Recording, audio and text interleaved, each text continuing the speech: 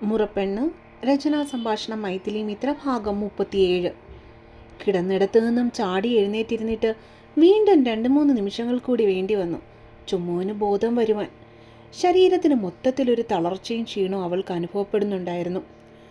തലയൊക്കെ ആകപ്പാടെ ഇളക്കാനാവാതെ മന്ദത ബാധിച്ചതുപോലെ. ഞാനിതെവിടെയാ? അവൾ ഒട്ടൊരു പകപ്പോടെ ചുറ്റും നോക്കി. ഇൻറ്റീരിയർ ഡിസൈനുകൾ ചെയ്ത് അതിമനോഹരമാക്കിയ ആഡംബരമായ വലിയൊരു മുറിയിലെ സപ്രമഞ്ചത്തിലാണ് തൻ്റെ കിടപ്പ്. ആരും അടുത്തില്ല. ബെഡ്റൂമിലെ വാതിൽ പോലും അടഞ്ഞാണ് കിടക്കുന്നത്.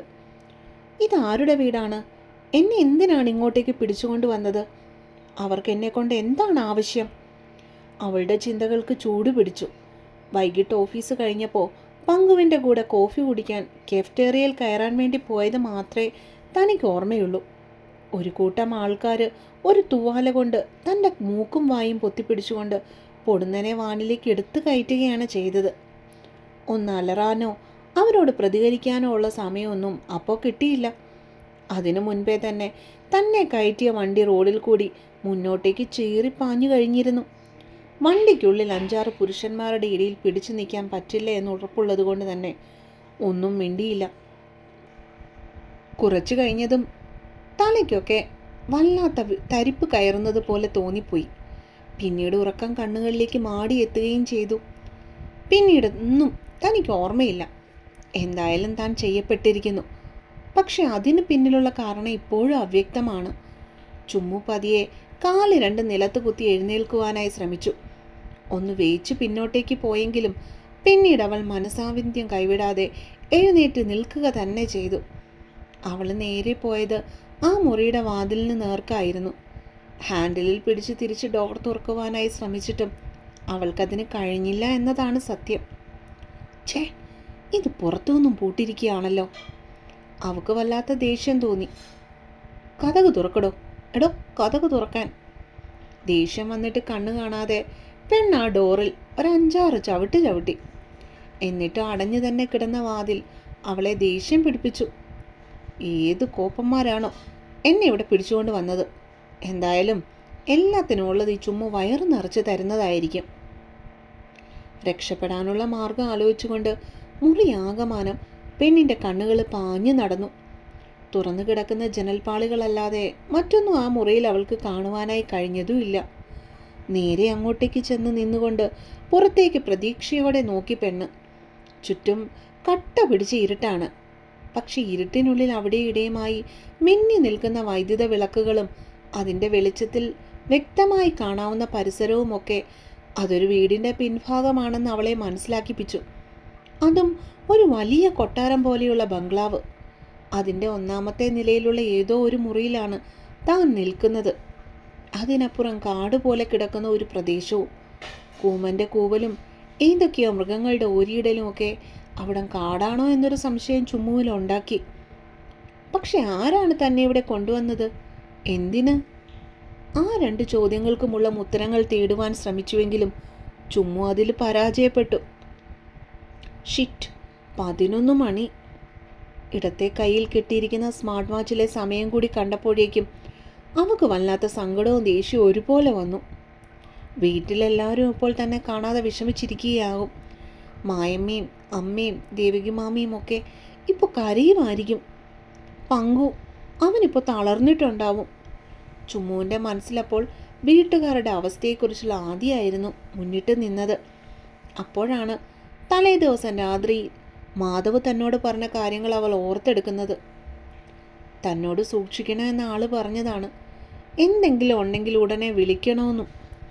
ഏതോ അജ്ഞാത ശത്രുവെന്ന് മാത്രമേ അങ്ങേര് പറഞ്ഞിട്ടുള്ളൂ. ആ ഓർമ്മയിൽ ജീനിൻ്റെ പോക്കറ്റിലിട്ട ഫോൺ അവൾ തപ്പാനായി തുടങ്ങി. പക്ഷേ അവളുടെ ഫോൺ മിസ്സിംഗ് ആയിരുന്നു. ഛേ, ഇനിയിപ്പോൾ എന്താ ചെയ്യുക? ഉള്ളിൽ ഭയം തോന്നുന്നുണ്ടെങ്കിലും അവിടുന്ന് എത്രയും പെട്ടി രക്ഷപ്പെടണ എന്ന ചിന്ത ഉള്ളിലുണ്ടായിരുന്നത് കൊണ്ട് തന്നെ അവൾ സ്വയം ധൈര്യം സംഭരിക്കുവാനായി ശ്രമിച്ചു. അപ്പോഴാണ് ആ വലിയ മുറിയുടെ കബോർഡിൻ്റെ ഇടയിൽ തടി കൊണ്ട് ഡിസൈൻ ചെയ്ത ഒരു വാതിൽപ്പാളി അവളുടെ ശ്രദ്ധയിൽ പെട്ടത്. ഒറ്റ നോട്ടത്തിൽ കണ്ടാൽ ഒരു കബോർഡാണെന്ന് മാത്രമേ കാണുന്നവർ ചിന്തിക്കുള്ളൂ. പക്ഷേ മറ്റുള്ള കബോർഡിൽ നിന്ന് എന്തോ ഒരു പ്രത്യേകത ആ ഡോറിനുണ്ടായിരുന്നു. എന്നതുകൊണ്ട് തന്നെ അവളുടെ കാലുകൾ പൊടുന്നനെ അങ്ങോട്ടേക്ക് നീങ്ങി. അതിലൊന്ന് ആഞ്ഞു തള്ളിയപ്പോഴേക്കും ചുമ്മാ പ്രതീക്ഷിച്ചതുപോലെ തന്നെ ആ ഡോർ അകത്തേക്ക് തുറന്നു വന്നു. അവൾ ആ മുറിയിലേക്ക് മെല്ലെ കയറി. കിടപ്പ് മുറിയിൽ നിന്ന് അകത്തേക്ക് വരുന്ന വെട്ടത്തിൽ അവൾ ആ റൂം മൊത്തത്തിൽ സൂക്ഷ്മമായി പരിശോധിച്ചു. എന്തെങ്കിലും തുമ്പ് കെട്ടുമോ എന്നുള്ള പ്രതീക്ഷയിൽ ചുവരിലെ സ്വിച്ച് ബോർഡിൽ വിരലുകൾ അമർത്തിയപ്പോൾ ആ മുറി മുഴുവനും അവളുടെ മുൻപിൽ വ്യക്തമായി. കിടപ്പുമുറിയുടെ പകുതി വലിപ്പം മാത്രമേ ഉള്ളൂ ആ റൂമിന്. തറയിൽ ഒന്നും ഒരു സാധനങ്ങളും ഉണ്ടായിരുന്നുമില്ല. പക്ഷേ ഒരു ചുവര് നിറച്ചും മറയ്ക്കത്തക്ക രീതിയിൽ ഒരു നീല കളർ കർട്ടൻ വിരിച്ചിട്ടുണ്ടായിരുന്നു. ആ വലിയ ഭിത്തി മാത്രം എന്തുകൊണ്ടോ കർട്ടനിട്ട് മൂടിയിട്ടു എന്നൊരു സംശയത്തിൻ്റെ പേരിൽ അവൾ നേരെ അങ്ങോട്ടേക്ക് നടന്നു. ആ നീല തുണിയിൽ പിടിച്ചവൾ മെല്ലെ ഒരു വശത്തേക്ക് മഞ്ഞു മാറ്റി. അപ്പോഴവൾ കണ്ടു ആ ചുവര് നിറച്ചും പെയിന്റ് ചെയ്യപ്പെട്ടിരിക്കുന്ന പല രീതിയിലും ഭാവത്തിലുമുള്ള തൻ്റെ ഛായാചിത്രങ്ങളെ, അതും ജീവൻ തുടിക്കുന്ന വിധത്തിലുള്ളത്. ഇതല്ലേ എൻ്റെ ഫോട്ടോകളാണല്ലോ. ചുമ്മുവിൽ ആ സമയം അമ്പരപ്പിന് പകരം ആശ്ചര്യമായിരുന്നു നിറഞ്ഞു നിന്നത്. ഇതൊക്കെ ഈ വരച്ച ആൾക്ക് എവിടെ നിന്നും കിട്ടി? പെണ്ണിൻ്റെ ചിന്തകൾ പോയത് ആ വഴിക്കായിരുന്നു. അത്ഭുതത്തോടെ അതെല്ലാം നോക്കിക്കാണുന്ന സമയത്തായിരുന്നു തൻ്റെ പിന്നിൽ ആരോ വന്നു നിൽക്കുന്നത് പോലെ ചുമ്മുവിന് തോന്നിയത്. അവൾ പൊടുന്നനെ തിരിഞ്ഞു നോക്കി. ചുമ്മു. തനിക്ക് മുൻപിൽ പുഞ്ചിരിച്ചുകൊണ്ട് നിൽക്കുന്ന ആ ഒരുവൻ്റെ മുഖത്തേക്ക് അവൾ സംശയത്തോടെ നോട്ടം പായിച്ചു. എൻ്റെ പൊന്നുമോള്, അവൾ എവിടെ പോയതാ? എനിക്കിപ്പോൾ അവളെ കാണണം. മേലിടത്ത് തറവാടിൻ്റെ അകത്തെ മുറിയിൽ നിന്നും സാവിത്രിയുടെ കരച്ചിലുകൾ ഉയർന്നു കേട്ടു. അവക്കൊന്നും പറ്റില്ല സാവിത്രി, നീ ഇങ്ങനെ കരയല്ലേ. അവരെ ആശ്വസിപ്പിക്കാനാവാതെ മായിയും ദേവകിയും കൂടെ ഇരുന്ന് കരഞ്ഞു പോയിരുന്നു. രണ്ടാമനായ ശിവദാസന്റെ ഭാര്യ ഗിരിജ മാത്രം പ്രത്യേകിച്ച് യാതൊരു വികാരങ്ങളും കൂടാതെ അവരുടെ അരികിൽ തന്നെ ഇരുന്നു. അച്ചുവിൻ്റെ ഭാര്യ ഭവ്യയും വിവേകിൻ്റെ ഭാര്യ ചിപ്പിയും കേട്ട വാർത്തയുടെ ഞെട്ടലിലായിരുന്നു അപ്പോഴും. സാവിത്രി.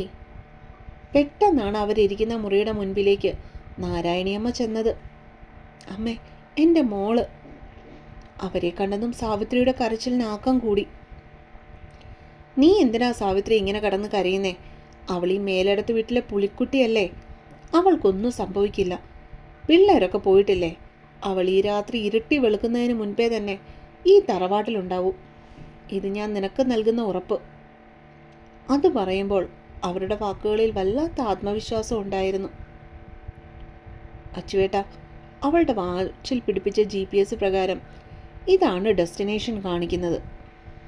കണ്ണൻ തൻ്റെ ഫോണിലെ സ്റ്റാറ്റസ് നോക്കിയിട്ട് അടുത്തിരുന്ന അശ്വിനോടായി പറഞ്ഞു. അപ്പോൾ ഇതാണ് RK ഗ്രൂപ്പിൻ്റെ അധിപൻ വേദാന്ത് ശർമ്മയുടെ ഒളിത്താവളം. കാറിൻ്റെ പുറകിലത്തെ സീറ്റിലിരുന്ന വിവേക് ഇരുട്ടിലും വൈദ്യുത വിളക്കിൻ്റെ അലങ്കാരത്തിൽ തലയുയർത്തിപ്പിടിച്ച് നിൽക്കുന്ന ആ വലിയ ബംഗ്ലാവിലേക്ക് ഉറ്റുനോക്കി. ഇനി എന്താ കണ്ണ നിന്റെ പ്ലാന്? വിവേകൻ്റെ ചോദ്യത്തിന് ഡ്രൈവിംഗ് സീറ്റിൽ ഇരുന്നവൻ്റെ ചുണ്ടിൽ ഒരു വല്ലാത്ത ചിരി വിടർന്നു. ഇനി എന്താ പ്ലാന്? ശത്രുവിനെ ഇല്ലാതാക്കൽ. അതുതന്നെ. മീശ പിരിച്ച് മുകളിലേക്ക് കയറ്റി വെക്കുന്നതിനോടൊപ്പം തന്നെ അകന്നു മാറി തലയെടുപ്പോടെ നിൽക്കുന്ന ആ ബംഗ്ലാവിനെ മൊത്തത്തിൽ ഒന്ന് പഠിച്ചു കണ്ണൻ. ഭൈരവേ, അവൻ പിന്നിലിരിക്കുന്നവനെ ഗൗരവത്തോടെ വിളിച്ചു. എന്താ മാധവ്? നീ എൻ്റെ കൂടെ പോരെ. നിനക്കാവുമ്പോൾ ആ ബംഗ്ലാവിനുള്ളിലെ ഓരോ മുക്കുമൂലയും മനപ്പാടമായിരിക്കുമല്ലോ. അച്ചുവേട്ടനും വിവേകേട്ടനും കൂടി വന്നോ. ബാക്കിയുള്ളവർ ഈ വണ്ടി തന്നെ ഇരുന്നാൽ മതി. എന്തെങ്കിലും ആവശ്യമുണ്ടെങ്കിൽ ഞാൻ തന്നെ വിളിച്ചോളാം. പറയുന്നതിനോടൊപ്പം തന്നെ ആ വണ്ടിയിൽ നിന്നും പുറത്തേക്കിറങ്ങിയവൻ ബാക്കിയുള്ളവർ പിറകിലും ദൂരെ കാണാൻ സാധിക്കുന്ന വേദാന്ത് ശർമ്മയുടെ കോട്ട ലക്ഷ്യമാക്കി ആ ഇരുട്ടിലൂടെ അവർ നടന്നു. ആരാ നിങ്ങൾ? എന്തിനാ എന്നെ ഇങ്ങോട്ടേക്ക് തട്ടിക്കൊണ്ടു വന്നേ? മുൻപിൽ നിൽക്കുന്ന 6 അടി രൂപത്തിലുള്ള ആ ഒരുവൻ്റെ നേർക്ക് ചുമ്മു അലറിക്കൊണ്ട് ചോദിച്ചു. എൻ്റെ പേര് അറിയില്ലേ ചുമ്മു നിനക്ക്? എന്നെ കണ്ട ഓർമ്മ പോലും നിനക്കില്ലേ? അവൻ്റെ തവിട്ട് നിറം കലർന്ന കൃഷ്ണമണികളുള്ള കണ്ണുകളിൽ ഒരു പിടപ്പുണ്ടായി. താനെന്താ ആളെ കളിയാക്കുവാണോ? എനിക്ക് പോണം. അവനെ തട്ടി മാറ്റിക്കൊണ്ട് മുന്നോട്ടേക്ക് പോകാൻ തുടങ്ങിയവനെ നോക്കി മനോഹരമായി ഒന്ന് ചിരിച്ചതല്ലാതെ അവൻ മറ്റൊന്നും ചെയ്തില്ല.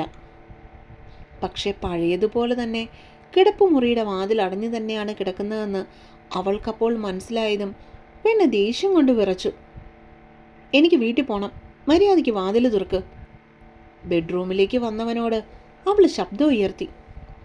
ഹാ, ആദ്യമായിട്ട് എൻ്റെ വീട്ടിൽ വന്നിട്ട് പെട്ടെന്ന് അങ്ങ് പോകാനൊക്കുവോ? എന്തായാലും ഇനി നമുക്ക് ഒരുമിച്ച് നാളെ പോകാം നിൻ്റെ വീട്ടിലേക്ക്. നിന്നെ കാണാൻ വേണ്ടി അങ്ങ് മുമ്പേ ഓടി വന്ന് എന്നെ ഇങ്ങനെ നിരാശപ്പെടുത്തല്ലേ ചുമ്മു നീയെ. ചുമ്മുവിനെ നോക്കുമ്പോഴുള്ള ആ കണ്ണുകളിൽ പ്രണയമോ ഭ്രാന്തോ ഒക്കെ കൂടി കലർന്ന വികാരങ്ങൾ പ്രകടമായിരുന്നു. നിങ്ങൾ ആരാ? നിങ്ങൾ എനിക്കറിയില്ല. മര്യാദയ്ക്ക് എന്നെ തുറന്നു വിടാൻ നോക്ക്, ഇല്ലെങ്കിൽ എൻ്റെ സ്വഭാവം മാറും. അവന് നേരെ ആ പെണ്ണ് ദേഷ്യത്തോടെ ചൂണ്ടുവിരൽ നീട്ടി. ഉഫ്, ഇതാണ് പെണ്ണെ നിന്നെ എനിക്ക് ഇഷ്ടപ്പെടാൻ കാരണം. ഇങ്ങനെ വേണം വേദാന്ത ശർമ്മയുടെ പെണ്ണ്, നല്ല ഉശിരുള്ള പെണ്ണ്. കുട്ടി, മേലേടത്തെ പുലിക്കുട്ടി. അവളുടെ നടുവിൽ അവൻ്റെ വലം കൈ മുറുകി. ആ ആചാനബാഹുവിൻ്റെ കൈക്കുള്ളിൽ കിടന്ന് കുതറിയവൾ. കൈ എടുക്കടോ. തൻ്റെ വലത്തെ കൈ അവൻ ശക്തമായി ഇറക്കുമ്പോൾ തൻ്റെ സമ്മതം കൂടാതെ ദേഹത്ത് തൊട്ടവനെ ഇല്ലാതാക്കാനുള്ള കലി അവൾക്കുണ്ടായിരുന്നു. ആ, അപ്രതീക്ഷിതമായത് അവളുടെ പ്രവൃത്തിയിൽ വേദാന്തിൻ്റെ പിടി ഒന്ന് അയഞ്ഞു പോയിരുന്നു. അപ്പോൾ കാത്തിരിക്കുക കേട്ടോ.